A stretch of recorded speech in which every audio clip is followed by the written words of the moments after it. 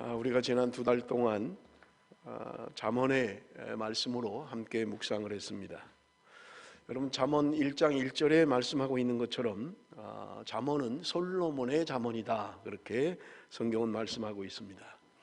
그런데 잠언이 여러분 31장까지 있죠. 그런데 실제적으로 솔로몬의 잠언은 오늘 우리가 읽은 본문으로 이제 끝이 나는 것을 우리가 볼 수 있습니다. 그리고 30장은 아굴의 잠언이다, 그래서 솔로몬의 잠언과 다른 것을 우리가 볼 수 있고요. 31장은 루엘의 왕의 어머니가 기록한 그런 잠언이다, 그래서 솔로몬의 잠언은 우리가 읽은 본문으로 오늘 이제 끝이 나고 있는 것입니다. 마지막 잠언을 정리하면서 제일 먼저 자녀들에게 주는 교훈을 우리에게 말씀해 주고 있는 것을 볼 수가 있습니다. 지난주에도 말씀드린 것처럼 여러분, 잠언이라고 하는 것은 어떤 주제를 향해서 기록되어져 있는 게 아니에요. 좋은 말씀들, 격언들, 속담들을 모아서 편집한 것입니다. 그렇기 때문에 한 절 한 절 말씀이 어떤 주제에 관여하고 있지는 않지만 우리에게 주는 교훈이 많다라고 하는 것입니다. 그러나 오늘 우리가 읽은 본문을 굳이 분류를 한다면 15절에서 17절은 자녀 교육의 중요성에 대해서 우리에게 말씀하고 있는 것을 우리가 볼 수 있습니다. 15절 말씀입니다. 채찍과 꾸지람이 지혜를 주거늘 임의로 행하게 버려둔 자식은 어미를 욕되게 하느니라. 채찍과 꾸지람, 이것이 자녀에게 지혜를 준다, 그렇게 이야기하는 거예요. 잘못된 길로 가는 자녀를 채찍과 꾸지람으로 지혜를 줄 수 있다, 그렇게 이야기합니다. 여러분, 여기 채찍과 꾸지람이라고 하는 것은 오늘 성경이 애를 채찍을 들으려고 그랬구나, 이제 매를 때려야 되겠구나, 그런 말씀이 아니에요. 여러분, 여기 채찍과 꾸지람이라고 하는 것은 자녀를 바르게 가르치기 위한 훈육 과정의 일반적인 말씀을 하고 있는 거지, 이제부터는 때려야 되겠구나, 무조건 잘못하면 이제 채찍을 들든지 몽둥이를 들든지 해야 되는구나 하는 것을 말하고 있는 것이 아닙니다. 성경이 채찍과 꾸지람이라고 하는 것은 자녀를 바르게 가기 위하여 일반적으로 하는 말을 하는 거지, 이제는 무조건 때려야 됩니다 라고 하는 것을 이야기하고 있지 않다는 거예요. 여러분, 그런가 하면 대조적으로 임의로 행하게 버려둔 자식은, 이렇게 임의로 행하도록, 자기 뜻대로 행하도록 버려둔 자식, 어미를 욕되게 한다, 그렇게 이야기합니다. 여러분, 임의로 행하게 버려둔 자식이라는 원어의 의미는 뭐냐면 부모와 떨어져 지내게 된 자녀, 그렇게 이야기할 수 있어요. 부모와 떨어져 있는 거예요. 그래서 부모와 떨어져 있기 때문에 부모가 훈육할 수가 없는 거예요. 가르칠 수가 없는 거예요. 그러다 보니까 임의대로 자기 마음대로 살아가는 그런 자녀입니다. 그런 자녀는 부모에게 근심이 된다, 욕이 된다, 그렇게 성경은 오늘 우리에게 말씀하고 있는 것입니다. 17절의 말씀도 동일한 자녀에 대한 권면의 말씀입니다. 우리 한번 같이 읽어보겠습니다. 17절 말씀 다 같이 읽습니다. 시작. 내 자식을 징계하라. 그리하면 그가 너를 평안하게 하겠고 또 내 마음에 기쁨을 주리라. 내 자식을 징계하라는 거예요. 그러면 너를 평안하게 한다, 내 마음에 기쁨을 줄 것이다, 그렇게 말씀하고 있는 것입니다. 징계를 받은 자녀가 바른 길을 가고 부모에게 기쁨을 주게 된다, 그렇게 말씀하고 있습니다. 여기 기쁨을 줄 것이다 라는 이 기쁨의 원어의 의미는 맛있는 음식을 이야기합니다. 그래서 자식을 잘 징계하면 그 자식으로 인해서 맛있는 음식을 먹는 것과 같은 기쁨을 얻게 될 것이다, 그렇게 말씀하고 있는 것을 우리는 볼 수 있어요. 여러분, 징계라고 하는 것은요, 하나님의 사랑입니다. 사랑하기 때문에 징계한다고 성경은 오늘 우리에게 말씀합니다. 여러분, 징계에 대해서 히브리서가 아주 정확하게 말씀하고 있어요. 히브리서 12장 6절에서 11절인데요 우리 한번 좀 같이 읽도록 하겠습니다. 6절부터 우리 좀 한번 같이 읽습니다. 시작. 주께서 그 사랑하시는 자를 징계하시고 그가 받아들이시는 아들마다 채찍질하심이라 하였으니 너희가 참음은 징계를 받기 위함이라. 너희를 대우하시나니 어찌 아버지가 징계하지 않는 아들이 있으리요. 징계는 다 받는 것이거늘 너희에게 없으면 사생자요 친아들이 아니니라. 또 우리 육신의 아버지가 우리를 징계하여도 공경하였거든 하물며 모든 영의 아버지께 더욱 복종하며 살려하지 않겠느냐. 그들은 잠시 자기의 뜻대로 우리를 징계하였거니와 오직 하나님은 우리의 유익을 위하여 그의 거룩하심에 참여하게 하시느니라. 무릇 징계가 당시에는 즐거워 보이지 않고 슬퍼 보이나 후에 그로 말미암아 연단받은 자들은 의와 평강의 열매를 맺느니라. 아멘. 여러분, 성경은 이야기합니다. 주께서 사랑하는 자들을 징계하신다는 거예요. 사랑하기 때문에 징계한다는 거예요. 만약에 주님의 징계가 없다 그러면 사생자라는 말입니다. 하나님의 자녀가 아니기 때문에 징계하지 않는다는 거예요. 내 자식은 근실히 징계한다고 말씀하고 있는 것입니다. 그런데 성경이 말하는 게 뭐예요? 징계는 다 받는 것이거늘. 우리가 다 징계가 있다는 거예요. 우리가 잘못된 길로 가면 하나님이 우리를 사랑하시기 때문에 하나님이 근실히 우리를 징계하신다고 말씀하고 있는 것입니다. 여러분, 여기 10절에 보니까 그들은 잠시 자기의 뜻대로 우리를 징계하고 하였거니와 오직 하나님은 우리의 유익을 위하여 그의 거룩하심에 참여하게 하시느니라. 여러분, 육신의 부모들도 자기의 뜻을 따라서 자녀를 징계한다는 거예요. 잘못된 길로 가는 자녀를 보면서 자녀를 때로는 채찍으로, 꾸지람으로 징계한다는 거예요. 바르게 돌아오도록 하게 한다는 거예요. 그런데 하나님이 우리를 징계하는 것은 여기 오늘 본문에 이야기합니다. 우리의 유익을 위하여 징계하시는 것이다. 우리의 유익을 위해서 징계하신다는 거예요. 그래서 그 유익이 뭐냐? 오늘 본문이 이야기합니다. 그의 거룩하심에 참여하게 한다. 하나님이 우리를 징계하시는 것은 우리에게 유익인데 하나님의 거룩하심에 참여하게 하신다는 거예요. 그런데 여러분, 징계라고 하는 것은 받는 사람 편에서는 그렇게 좋아하지 않아요. 그래서 오늘 본문 마지막 절에 무릇 징계가 당시에는 즐거워 보이지 않고 슬퍼 보이나 후에 그로 말미암아 연단받은 자들은 의와 평강의 열매를 맺느니라. 징계를 받을 때는 누구나 다 좋아하지 않습니다. 기뻐하지 않아요. 그런데 이 징계를 받는 것으로 말미암아서 우리에게 유익이 되고 하나님의 거룩에 참여하게 되고요, 의와 평강의 열매를 맺는다고 말씀하고 있는 것입니다. 그러므로 여러분, 우리가 징계를 받을 때 하나님이 나를 사랑하시는구나, 나를 사생자처럼 버려두지 아니하시는구나, 하나님이 나를 사랑하셔서 근실히 징계하시는구나, 그리고 하나님이 나를 거룩에 참여하기 위해서 하나님의 나의 유익을 위하여 징계하시는구나 라고 하는 것을 우리가 알아야 된다는 말입니다. 미국의 유명한 작가인 윌터 반게린이라고 하는 사람이 매튜라고 하는 아들이 있었대요. 그런데 초등학교 2학년 때 이 아들이 도서관에 가서 이 만화책을 좋아했던 모양이에요. 만화책을 하나 훔쳐온 거예요. 그래서 아버지가 그 매튜를 불러놓고 야단을 쳤습니다. 너가 이거 아무 빌려온 것도 아니고 허락도 받지 않고 네가 그냥 이렇게 가져오는 것은 도둑질하는 거다. 그러니까 이렇게 하면 안 된다.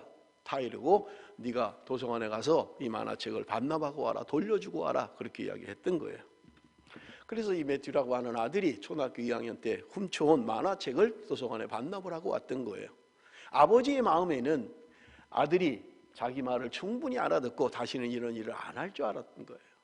그런데 얼마 시간이 지나지 않아서 또 도서관에서 훔쳐온 거예요. 아버지가 만화책을 훔쳐온 것을 보고 그 아들을 매를 때린 거예요. 아빠는 아빠가 말을 하면 이제까지 잘해왔기 때문에 잘 들을 줄 알았다. 그런데 너가 아빠가 그렇게 얘기를 했는데도 네가 또 훔쳐왔기 때문에 아빠는 용서할 수가 없다. 너는 매를 맞아야 된다. 그리고는 매를 때리기 시작했다는 거예요. 피가 맺힐 정도로 엄청 아프게 때린 거예요. 그러고 나서 이 아들은 매튜는 다시는 만화책을 훔치지 않는 잘못을 범하지 않았다는 거예요. 몇 년이 지나서 이 매튜라고 하는 이 아들이 성장한 다음에 그의 어머니가 질문을 했답니다. 네가 몇 년 전에 만화책을 도서관에서 훔쳐와서 아버지한테 매를 맞았을 때 많이 아프지 않았느냐? 그렇게 질문을 한 거예요. 그때 이 매튜라고 하는 이 아이가 이제는 뭐 많이 성장을 해서 대답하는 말이, 아빠가 때리는 매는 아프지 않았습니다. 그런데 내 마음을 아프게 한 게 있는데 내 손등으로 떨어지는 아빠의 눈물이 나를 아프게 했습니다. 그렇게 이야기를 하더랍니다. 사랑하는 성도 여러분, 우리가 아이를 징계하고 아이를 채찍으로 다스릴 때 사랑으로 해야 된다는 말이에요. 감정으로 해서는 안 된다는 거예요. 사랑하는 마음을 알면 자녀도 변하게 된다는 말입니다. 여러분, 특별히 자녀를 위하여 얼마나 눈물로 기도합니까? 자녀를 위하여 흘리는 눈물은 헛되지 않다고 우리에게 분명하게 말씀하고 있는 것입니다. 두 번째는요, 오늘 본문이 우리에게 주는 교훈은 공동체 교육의 중요성을 우리에게 말씀해주고 있습니다. 18절로 21절까지 말씀인데요. 18절 말씀 우리 한번 다 같이 읽습니다. 우리가 잘 아는 말씀입니다만은 다 같이 읽어봅니다. 시작.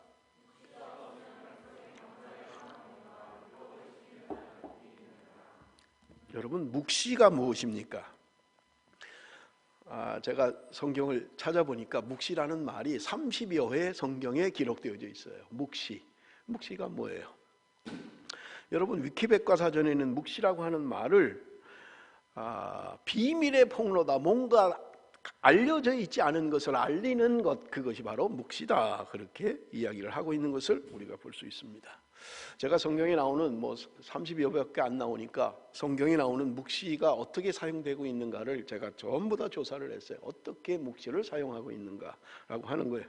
그런데 제가 발견한 것은 이 묵시라고 하는 단어가 사용되어질 때 가장 많이 사용된 게 뭐냐면 보는 것과 연관이 있다는 거예요. 보는 것과 연관이 있는 게 묵시라는 말입니다. 그래서 여러분 보면 우리가 읽었습니다마는 잠언 29장 18절 말씀에 보면 묵시가 없으면 백성이 방자히 행하거니와 율법을 지키는 자는 복이 있느니라. 이 똑같은 성경을 공동 번역은 이렇게 번역하고 있습니다. 계시의 말씀이 없으면 백성이 방자해진다. 그러나 하느님의 법을 지키는 사람은 복을 받는다. 여기 묵시라는 말을 공동 번역에서는 계시라는 말로 바꾸어서 번역했다는 말입니다. 표준 세번역은 계시가 없으면 백성은 방자해지나, 현대인의 성경은 하나님의 계시가 없으면. 그래서 한글 성경에는 주로 개역 성경을 제외한 모든 성경이 거의 계시다, 이렇게 표현하고 번역하고 있는 것을 우리가 볼 수 있다는 말이에요. 그런데 영어 성경은 조금 좀 달라요. 영어 성경들은 킹 제임스 버전은 여러분 여기 묵시라는 말을 비전이다, 이렇게 표현하고 있어요. 킹 제임스 버전은 비전이라고 그렇게 번역을 했고요. 그 다음에 NIV는 레버레이션이라고 하는 계시, 우리가 계시록이라고 할 때 이 단어를 쓰잖아요. 계시라는 말을 여러분 NIV는 사용하고 있는 것을 볼 수가 있고요. RSV 성경은 퍼퍼시라고 하는 예언이다, 이렇게 이야기하고 있는 것을 볼 수가 있습니다. 묵시라는 말을 영어 성경에서는 비전 또는 계시 또는 예언, 이렇게 묵시라는 말을 다르게 번역하고 있는 것을 우리는 볼 수 있는 것입니다. 여러분, 우리 한글 성경의 번역사를 조금 간단하게 좀 말씀을 드리면요, 우리 한글 성경이 우리 손에 들어오기까지 제일 처음에 번역된 성경은 1882년 존 로스가 번역한 누가복음입니다. 그냥 단권, 누가복음만 번역한 단권 성경이었어요. 그 선교사들이 당시에 성경 번역위원회를 만들어서 번역을 하기 시작했는데, 한글을 번역하기 시작했는데 1900년에 신약이 완성이 됐습니다. 그리고 구약이 완성돼서 신구약이 완성된 것은 1911년에 신구약 성경이 완성되었던 것입니다. 그런데 이 성경이 개역해서 다시 개정을 했어요. 개정을 해서 번역한 성경이 1938년 개역 성경이고요. 여러분, 우리가 가지고 있는 성경들의 대부분 가지고 있는 개역 성경은 1956년에 한글 맞춤법에 따라서, 표준 맞춤법에 따라서 다시 번역한 것, 번역은 아니지만 그 한글 맞춤법에 따라서 성경을 만든 게 1956년 우리가 대부분 가지고 있는 사용하는 개역 성경인 것입니다. 그런데 여러분, 이게 문제가 있는 것은 뭐냐면 이 개역 성경의 문제는 선교사가 번역을 했다는 거예요. 선교사가. 그러다 보니까 선교사가 번역할 때 영어 성경과 그 당시에 우리는 한문을 많이 사용했어요. 그래서 중국 성경과 영어 성경을 가지고 한글 성경으로 번역을 했던 것입니다. 그러나 이것은 선교사가 번역을 한 거예요. 그러다 보니까 여러분, 그렇게 정확하게 번역을 하지 못할 수밖에 없죠. 여러분 한번 생각을 해보세요. 외국 선교사가 한국말로 번역을 할 때 이게 쉽지 않잖아요. 예를 들면 우리가 김소월의 시 같은 것을 영어로 번역하라고 그러면 쉽지 않죠. 예를 들면 나 보기가 역겨워 가실 때에는 사뿐히 들여밟고 가시옵소서. 이걸 어떻게 영어로 번역할 거예요? 제가 일부 예배 때도 영어 잘하는 친구한테 번역해봐라 한번. 나 보기가 역겨워 가실 때에는 사뿐히 들여밟고 가시옵소서. 들여밟는 게 어떻게 밟는 거예요? 번역하기 어려운 거예요. 또 마찬가지로 영어로 돼 있는 성경을 한국말로 번역할 때 외국 선교사가 번역을 하면 이건 제한적일 수밖에 없는 거예요. 그렇잖아요. 이게 뭐 아무리 완벽하게 한다 해도 제대로 번역을 할 수가 없는 거죠. 그래서 우리 한국에서 뭐 그 당시에는 뭐 히브리어나 헬라어를 전공한 학자들도 없었고요. 뭐 선교사한테 의존할 수밖에 없었던 상황이었죠. 그러나 세월이 흘렀기 때문에 우리 한국 학자들 가운데도 히브리어를 공부한 사람들이 있고 헬라어를 공부한 사람들이 있었던 거예요. 그래서 1977년에 공동번역이라는 성경이 나옵니다. 제가 아까도 우리가 읽을 때 공동번역이라는 게 나왔잖아요. 이게 의미가 있는 것은 한국 학자들에 의해서 영어나 중국 성경이나 일본 성경을 번역한 게 아니라 원어, 히브리어와 헬라어 원어 성경을 가지고 한국 학자들이 번역을 했다는 거예요. 그런데 이걸 번역을 할 때 캐톨릭과 개신교가 함께 작업에 참여했던 거예요. 그러니까 이 표현들이 맞지 않는 게 많은 거예요. 아까 우리가 번역할 때 하느님이 이렇게 했잖아요. 우리는 하나님이 이래야 되는데 하느님이 이렇게 번역을 해놓은 거예요. 그러니까 아주 의미가 있는 성경이긴 한데 개신교에서는 사용하지 않았던 거예요. 왜냐하면 너무 캐톨릭적으로 그렇게 교리적으로 안 맞는 용어들이 있으니까 공동번역을 사용하지 않았다는 말입니다. 이것을 알고 현대인의 성경이라는 게 나오게 돼요. 1985년에 신구약 성경이 완본돼서 현대인의 성경이라고 하는 것이 나옵니다. 이것은 아주 성경 자체가 단어가 어려우니까 쉽게 풀어 쓴 거예요. 쉽게 풀어 쓰긴 했는데 이것을 어떤 성경에서 기초해서 썼냐면 미국의 리빙 바이블이라고 하는 성경을 현대인의 성경, 아주 단어 자체가 고고 어려우니까 쉽게 풀어 쓴 리빙 바이블을 번역을 한 거예요. 그러니까 읽기는 편하긴 하지만 원어의 뜻을 제대로 반영을 하지 못한 약점이 있었던 것입니다. 그래서 이 현대인의 성경을 교회에서 많이 사용하지 않은 거예요. 물론 뭐 자유주의 계통의 교회들은 많이 사용했는지는 모르겠어요. 그러니까 새로 만든 게 뭐냐면 현대어 성경이라는 것을 만들게 되었습니다. 신구약 성경이 완성된 게 1991년이에요. 이 현대어 성경은 히브리어와 헬라어를 가지고 우리 학자들이 새롭게 만든 거예요. 아주 의미가 있는 거죠. 사실은 공동번역은 캐톨릭하고 함께 만든 거라면 이거는 보수교단의 학자들이 헬라어와 히브리어를 가지고 성경을 번역한 아주 괜찮은 의미 있는 성경이 현대어 성경이다, 그런 것입니다. 그런데 이 현대어 성경 자체가 사실은 단어나 이런 것들이 또 모순이 있는 거예요. 잘 하긴 했지만 우리 학자들이 원어를 가지고 그렇게 잘 하긴 했지만 우리한테 잘 맞지 않는 거예요. 그래서 새로 만든 게 뭐냐면 1993년에 표준 세번역이라는 성경을 만들게 됩니다. 그래서 원어를 가지고 가능하면 쉽게 하되 원어의 의미를 살려서 성경을 만든 게 표준 세번역 성경이에요. 그런데 이것도 뭐 교단마다 다 어느 교단은 사용하고 어떤 교단은 사용하지 않게 된 거예요.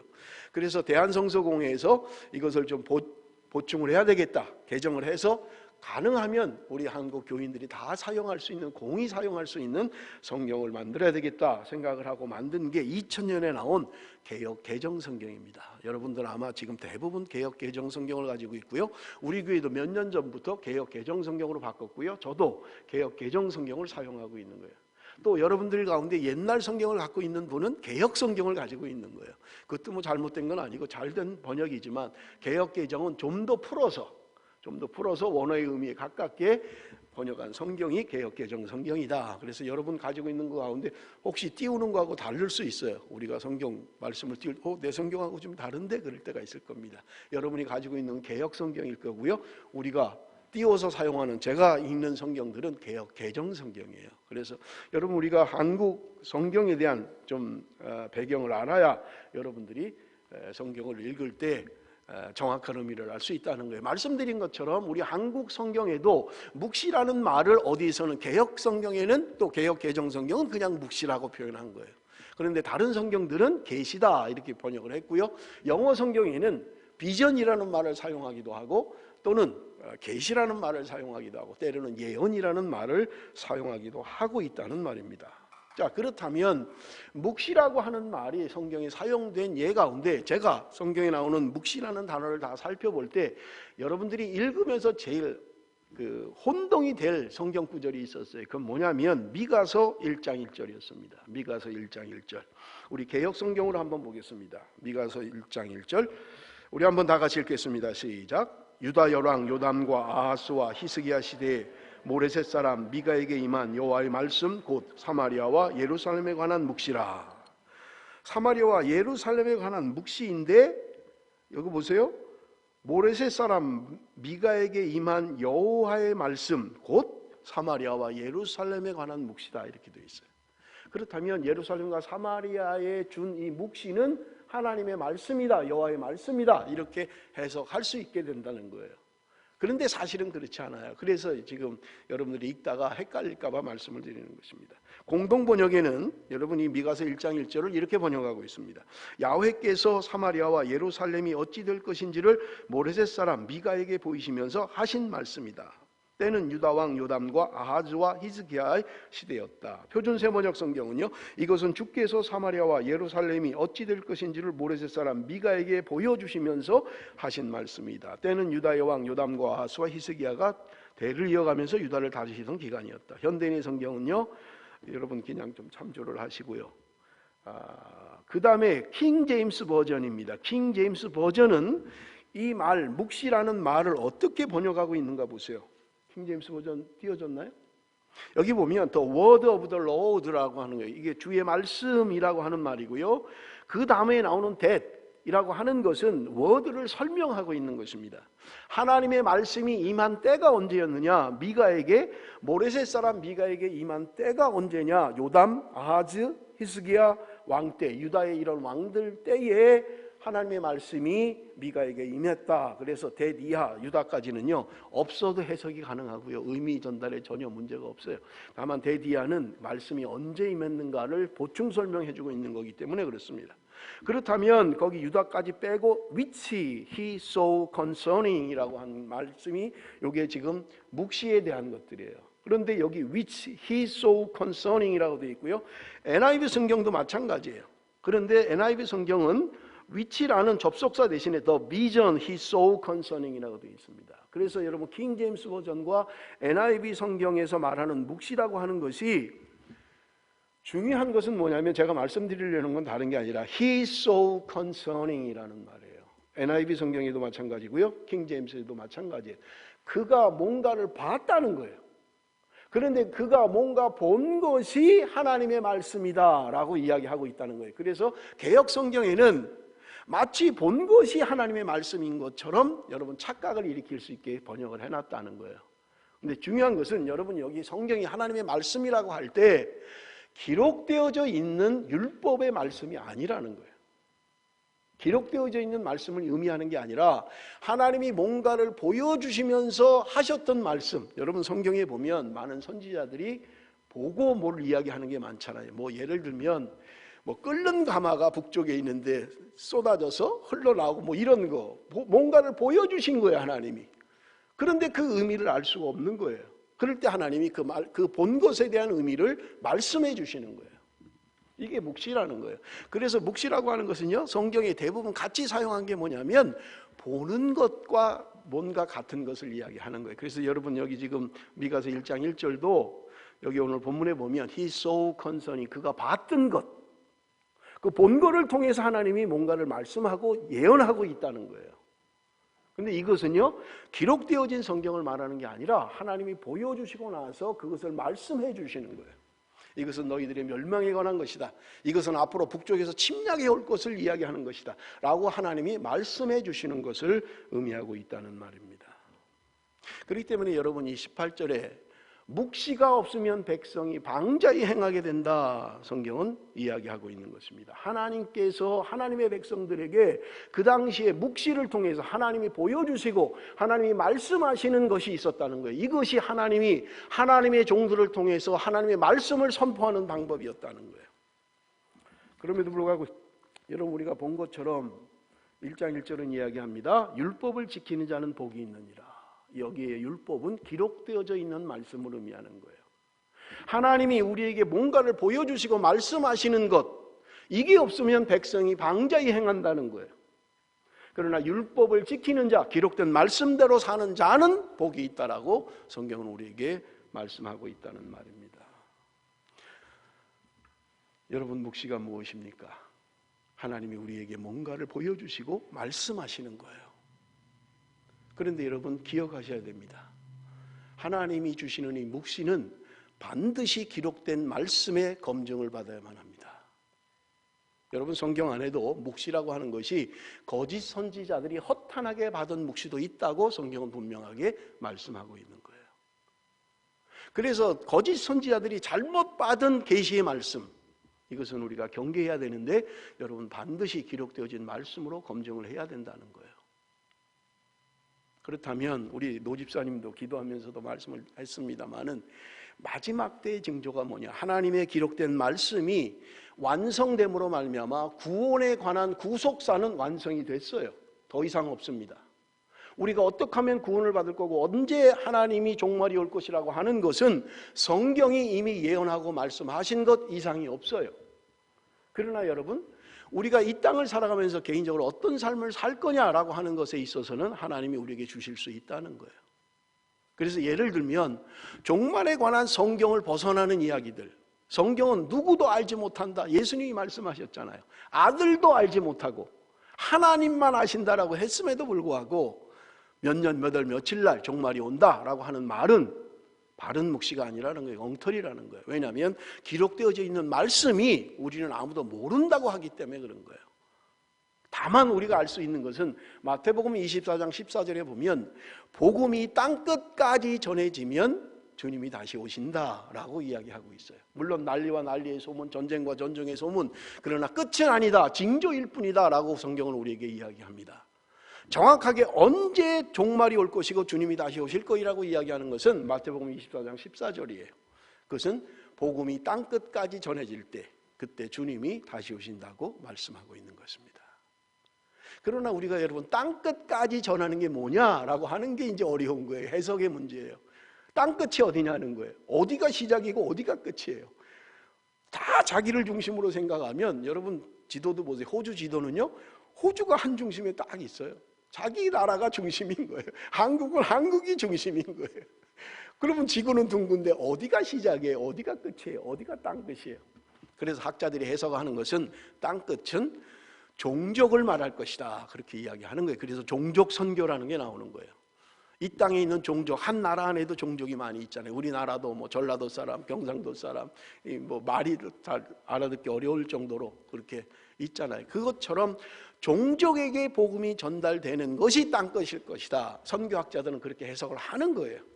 해석의 차이에 따라서 뭐 많이 달라질 수 있는 것이고요. 중요한 것은요, 하나님이 우리에게 말씀해 주신다는 거예요. 그러나 기억할 것은 악한 선지자들도 묵시를 받을 수 있다는 거예요. 자기 나름대로 생각하고 성경에 보니까 자기 마음의 생각을 마치 묵시인 것처럼 이야기하는 거짓 선지자들도 있다. 성경 경계해야 된다고 말씀하고 있는 것입니다. 그러므로 여러분, 어떤 묵시도 기록되어진 말씀의 검증을 받아야만 한다는 거예요. 그 사람의 말이 옳은지 그른지는 하나님의 말씀에 기록되어진 말씀으로 검증해야 된다는 거예요. 그저 자기가 하는 말이 다 옳은 것인지 아닌지 우리는 알 수 없다는 말입니다. 여러분 오늘 본문 19절에서 21절까지는 공동체가 하나님의 말씀대로 교육되어지지 않을 때 일어나는 피해를 이야기하고 있어요. 19절 우리 한번 같이 읽어봅니다. 19절 다 같이 읽겠습니다. 시작. 종은 말로만 하면 고치지 아니하나니 이는 그가 알고도 따르지 아니함이니라. 종이 말로만, 주인이 좋게 이야기하면 고치지 않는다는 거예요. 그리고 그가 알면서도 따르지 않는다는 거예요. 악한 종이죠. 주인이 채찍을 들고 매를 때리고 징계하고 벌을 주고 그렇게 안 하고 좋은 말로 하는 거예요. 그런데 종은 주인의 이 말을 가볍게 여기게 된다는 거예요. 듣지 않게 된다는 말입니다. 그리고 따르지 않는다는, 알면서도 따르지 않는다는 말이에요. 여러분 지금은 뭐 우리가 종이 있는 그런 시대에 살고 있지 않잖아요. 뭐 몇몇 나라들은 아직도 종이 있다고 이야기합니다만은 우리는 종이 있는 사회가 아니에요. 그렇다면 이 말씀이 우리에게 주는 교훈이 무엇입니까? 하나님의 말씀을 내가 알면서도 하나님의 징계가 없다고 해서 그저 고치지 않고 듣지 않고 알면서도 행하지 않는다면 여러분 우리는 악한 종일 것입니다. 하나님이 우리에게 말씀하심에도 불구하고 내가 그 말씀 따르지 않는 거예요. 알면서도 안 듣는 거예요. 여러분 오늘 우리가 그렇지는 않습니까? 나는 하나님의 말씀을 알면서도 하나님의 말씀에 순종하고 하나님의 말씀을 지키고 하나님의 말씀대로 살지 않는 악한 종의 모습을 가지고 있지는 않느냐 하는 것입니다.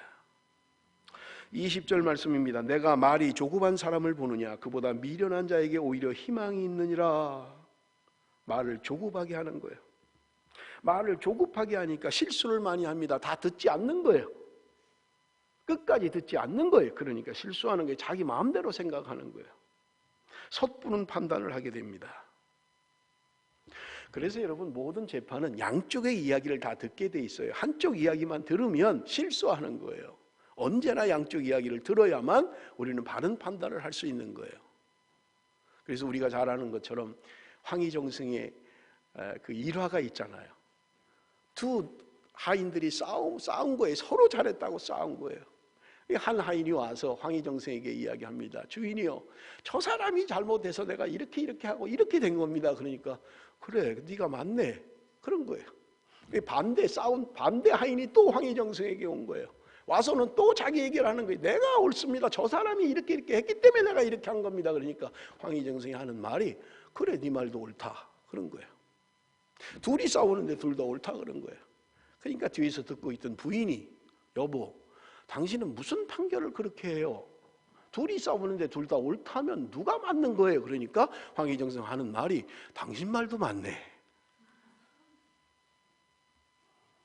여러분, 옳은 판결을 위해서는요 양쪽 이야기를 들어야만 합니다. 가까운 쪽 이야기를 들으면 그것이 마치 옳은 것처럼 우리는 판단에 실수를 하게 되는 거예요. 그래서 언제나 반대의 이야기를 들어야 하는 거예요. 왜 이렇게 하는지, 그리고 뭐가 옳은 건지를 판단해야만 된다는 말입니다. 한쪽의 이야기만 들으면 그것이 마치 옳은 것처럼 여러분 내 안에 자리를 잡고 그렇게 되면 여러분 나를 고치기가 어려워진다는 말이에요. 오히려 미련한 자에게 소망이 있다. 오늘 성경은 우리에게 말씀하고 있는 것입니다. 조급하게 말하면 말하는 걸 들으면 그 사람 속에 무엇이 있는지 알 수 있잖아요. 저 사람이 과연 무엇을 위해서 말을 하는 건지 우리는 말을 들으면 알 수 있는 것입니다. 무슨 목적으로 말을 하는지, 무엇을 위해서 말하는지 알 수 있다는 말입니다. 오히려 미련한 사람이 소망이 있다. 성경은 이야기합니다. 21절입니다. 종을 어렸을 때부터 곱게 양육하면 그가 나중에는 자식인 채 하리라. 여러분, 이런 주인이 어디 있어요? 종을 그렇게 잘해주는 거예요. 곱게 양육했어요. 자식처럼 그렇게 잘 대해줬던 거예요. 그런데 종은 자신의 신분을 잃어버리고 마치 자기가 주인의 아들인 것처럼 이런 행세를 한다는 말입니다. 여러분, 주인은 곱게 양육했어요. 좋은 마음을 가지고 좋은 성품을 가지고 잘 대해줬던 거예요. 그러면 종은 더 잘해야 되는데 마치 자기가 자식인 채 한다는 거예요. 분수를 모르는 것입니다. 주인의 사랑을 잘못 판단하고 있는 거예요. 그래서 로마서 12장 3절 우리 말씀합니다. 우리 한번 같이 읽어보겠습니다. 로마서 12장 3절 다 같이 읽습니다. 시작. 내게 주신 은혜로 말미암아 너희 각 사람에게 말하노니 마땅히 생각할 그 이상의 생각을 품지 말고 오직 하나님께서 각 사람에게 나누어 주신 믿음의 분량대로 지혜롭게 생각해라. 하나님이 우리에게 말씀하고 있는 게 지혜롭게 생각하라는 거예요. 우리의 주신 믿음의 분량대로 생각하라는 거예요. 그 이상의 생각을 품지 말라 우리에게 말씀하고 있는 것입니다. 세 번째는 22절부터 24절까지 교육의 중요한 신뢰들을 우리에게 말씀해 주고 있습니다. 22절입니다. 노하는 자는 다툼을 일으키고 성내는 자는 범죄함이 많으니라. 그래서 잠언 15장 1절은 반대로 이야기합니다. 유순한 대답은 분노를 쉬게 하여도 과격한 말은 노를 격동하느니라. 유순한 대답이 분노를 쉬게 한다는 거예요. 그런데 과격한 말은 노를 격동한다는 말입니다. 여러분, 유순한 대답, 유순한 말, 온유한 말, 그것은 분노를 쉬게 한다는 거예요. 그러나 과격한 말은 노를 격동시켜나는 거예요. 디모데전서 2장 8절입니다. 그러므로 각처에서 남자들이 분노와 다툼이 없이 거룩한 손을 들어 기도하기를 원하노라. 분노와 다툼이 없이 거룩한 손을 들어 기도해라. 그래야만 다툼을 행하지 않게 된다는 거예요. 분노와 다툼, 그것은 기도할 때 사라지게 된다는 말입니다. 여러분, 왜 다툼이 생깁니까? 내가 재판장이 되어서 그래요. 내가 재판을 하는 거예요. 여러분, 재판장은 하나님이십니다. 하나님이 판단하실 거예요. 내가 재판장이 되어서 나 스스로 판단하는 것은 잘못된 것이라고 말씀하고 있는 것입니다. 23절 말씀입니다. 사람이 교만하면 낮아지게 되겠고 마음이 겸손하면 영예를 얻으리라. 공동체 안에서 교만한 마음을 버리고 겸손한 마음을 가져야 한다고 말씀하고 있는 것입니다. 지난주에도 말씀을 드린 것처럼 교만한 것은 하나님이 떠나 있는 사람이에요. 하나님 앞에서 행동하는 사람이 아니에요. 내가 한 것입니다. 내가 옳습니다. 나를 주장하는 사람이 교만한 사람이에요. 하나님이 없어요, 그 사람에게는. 하나님을 두려워하면 그렇게 할 수가 없다는 말입니다. 여러분, 24절 말씀 우리 한번 같이 읽습니다. 다 같이 읽습니다. 시작. 도둑과 짝하는 자는 자기의 영혼을 미워하는 자라. 그는 저주를 들어도 진솔하지 아니하느니라. 여기 짝하다라는 말은 언어의 의미가 나누다 그런 말이에요. 나눈다. 도둑과 나누는 거예요. 도둑질하는 작물을, 도둑질해온 물건을 나누는 거예요. 물론 나는 참여하지 않을 수도 있어요. 나는 도둑질하는 거기에는 안 갈 수도 있어요. 그런데 도둑질한 것을 나누는 것은 여러분 한 마음이 됐다는 거예요. 같은 마음이라는 거예요. 도둑질한 자와 함께 나누는 것, 그것은 영혼을 미워하는 자라. 그는 저주를 들어도 진술하지 아니하느니라. 무슨 말입니까? 내가 도둑과 함께 참여했어요. 거기서 함께 나눴어요. 그러면 바르게 되어도 바르게 말하지 않는다는 거예요.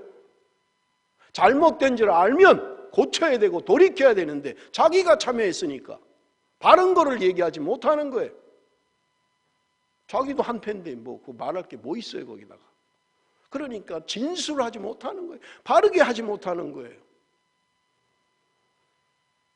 도둑과 하나 되면 잘못을 깨달아도 돌아오지 않는 거예요. 왜? 내가 이미 참여했잖아요. 여러분, 돌이키는 것은요 바르게 깨닫는 것밖에 없어요. 잘못인 줄 알면 돌이켜야만 합니다. 아니야, 난 도둑과 같이 갈 거야. 난 도둑질은 안 했지만 그래도 한 마음이었어. 나는 무엇을 위해서 그럽니까? 여러분, 마지막으로 여호와의 경외의 중요성을 우리에게 말씀해 주고 있습니다. 25절에서 27절까지 말씀입니다. 25절 말씀 우리 한번 다 같이 읽겠습니다. 시작.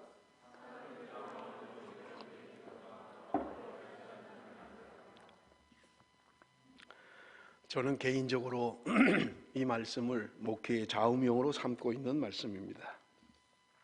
제가 힘들 때마다 또는 뭔가를 결정해야 될 때마다 이 말씀을 묵상합니다.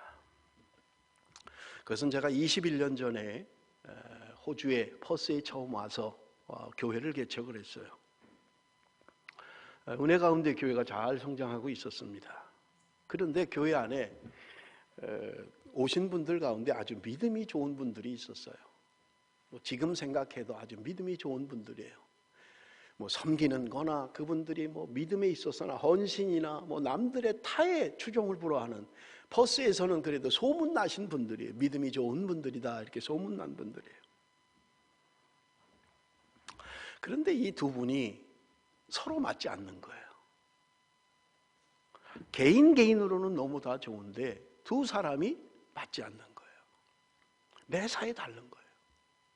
한 사람은 목사님, 우리 성경 공부해야 됩니다. 말씀으로 세워야 됩니다. 또 한 사람은 목사님, 우리는 기도하고 찬양하고 우리 불같이 일어나야 됩니다. 이런 사람들이. 문제가 생긴 게 뭐냐면 교회를 구입하는 것 때문에 문제가 생겼어요. 누군가 한 분이 거액을 헌금을 했어요. 그래서 교회를 이제 좀 우리가 가지면 좋겠다, 그런 판단으로 교회를 구입하려고 했어요. 그런데 이 교회를 구입하는 과정에서 이 두 믿음이 좋은 사람들이, 한 사람은 목사님, 우리는 조금 바깥으로 조금 더 멀리 가더라도 넓은 땅을 사야 됩니다. 거기다가 교회도 짓고 선교센터도 짓고 체육관도 짓고 좀 이러면 좋겠습니다. 그렇게 주장하는 사람이었어요. 근데 한 분은요, 목사님, 교회는 첫째도 포인트, 둘째도 포인트, 셋째도 포인트입니다. 그러니까 우리는 시티 가까이 가야 됩니다. 그 당시에 교회 분포도가 70%는 시티를 중심으로 남쪽에 있었어요. 30%는 북쪽에 있었어요.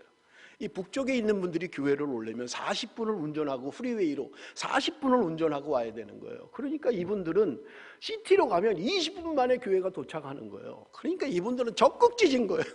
무조건 시티로 가야 됩니다. 시티 가까이. 그래서 먼저 땅을 봤어요. 나와 있는 땅을. 우리가 있는 교회보다 더 남쪽으로 내려가는 곳이에요.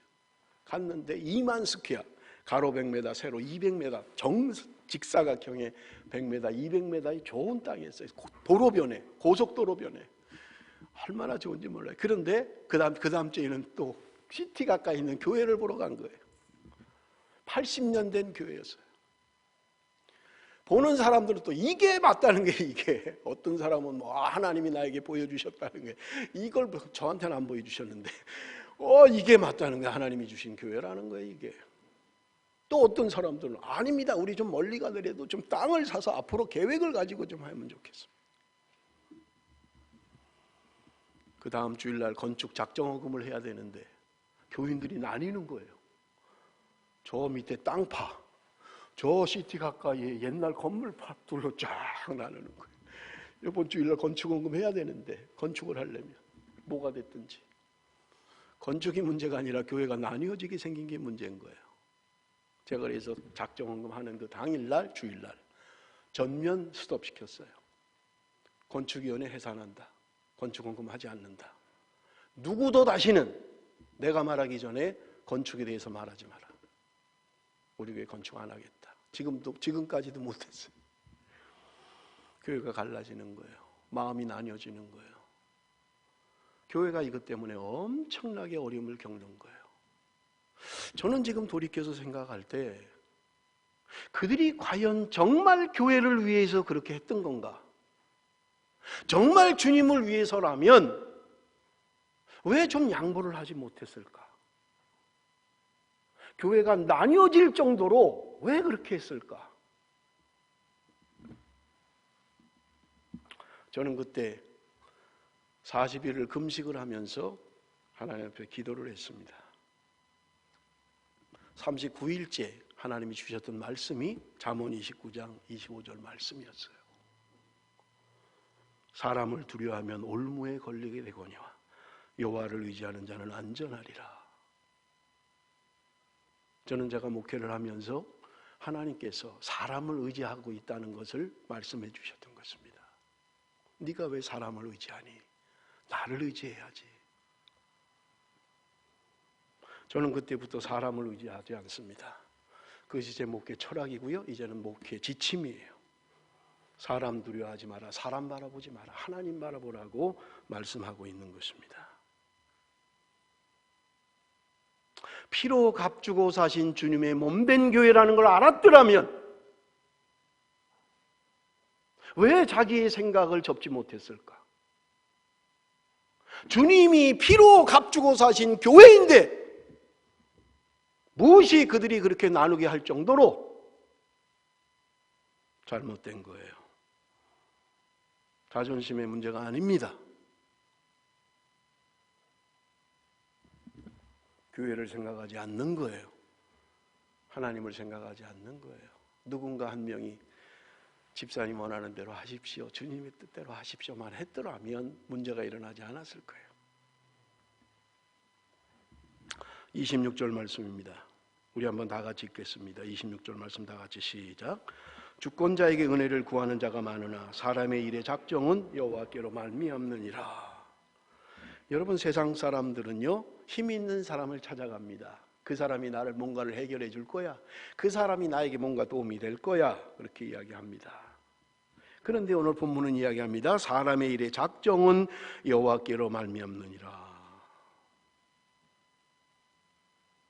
여기 일의 작정이라는 말의 의미는 공의, 계명, 판결이라는 의미를 가지고 있어요.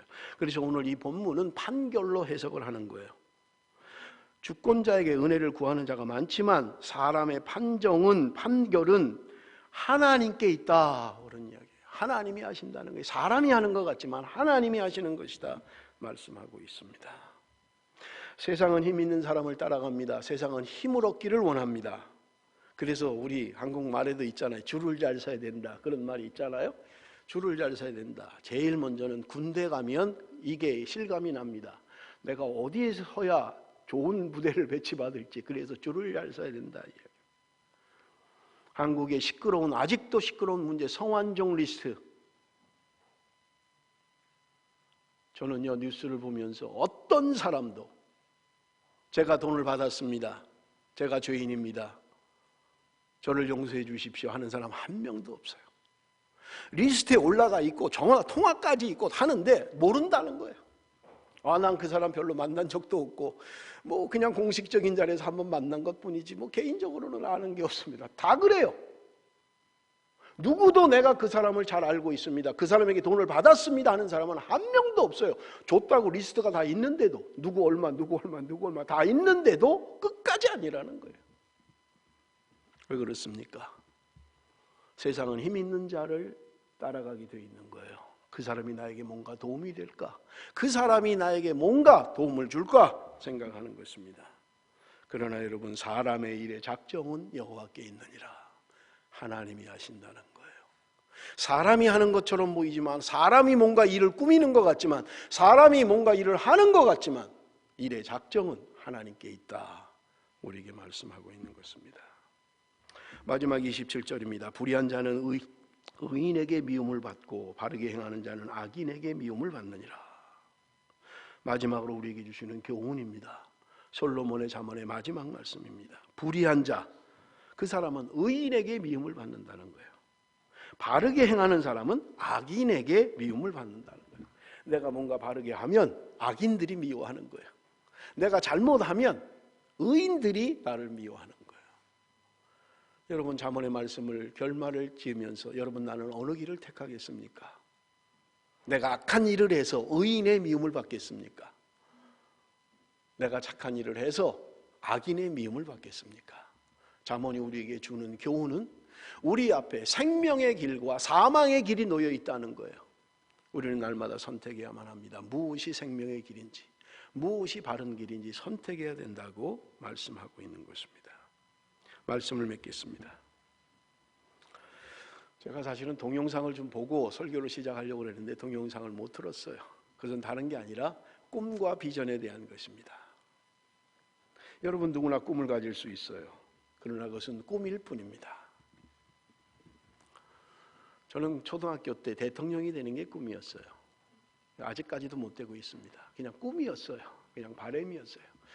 중학교 때는 정치가가 되는 게 꿈이었습니다. 고등학교 때는요, 장군이 되는 게 꿈이었습니다. 육군사관학교를 가서 장군이 돼야 되겠다고 생각을 했어요.